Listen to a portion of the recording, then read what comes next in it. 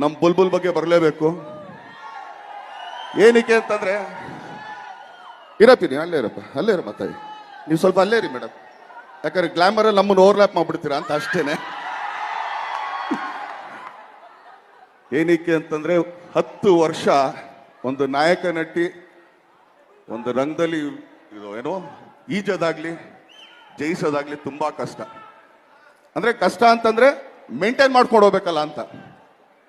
ನಾವು ಬುಲ್ಬುಲಲ್ಲಿ ಏನ್ ನೋಡೋದು, ಇವತ್ತು ಮ್ಯಾಟ್ನಿಲ್ ಆಗ್ಬೋದು ಅದೇ ಥರನೇ ಕಾಣಿಸ್ತಾ ಇದ್ದಾರೆ. ಅದರಲ್ಲಿ ಅವ್ರ ಜರ್ನಿ ಗೊತ್ತಾಗ್ತಾ ಇದೆ ನಿಮಗೆ. ಅದರಲ್ಲೂ ಒಂದು ಶ್ರಮ ಇದೆ, ಹೌದೋ ಅಲ್ಲೋ. 10 ವರ್ಷ ನಮ್ಮಲ್ಲಿ ನಮ್ಮ ಇಂಡಸ್ಟ್ರಿನೇ ತಗೊಂಡ್ಬಿಟ್ರೆ, ಅಂದ್ರೆ ಹಳೆ ತಲೆಮಾರು ಹೇಳ್ತಾರೆ, ಈಗಿನ ತಲೆಮಾರಲ್ಲಿ 10 ವರ್ಷ ಯಾವ್ದಾರು ನಾಯಕ ನಟರು ಇದಾರ? ತುಂಬಾ ಕಮ್ಮಿ.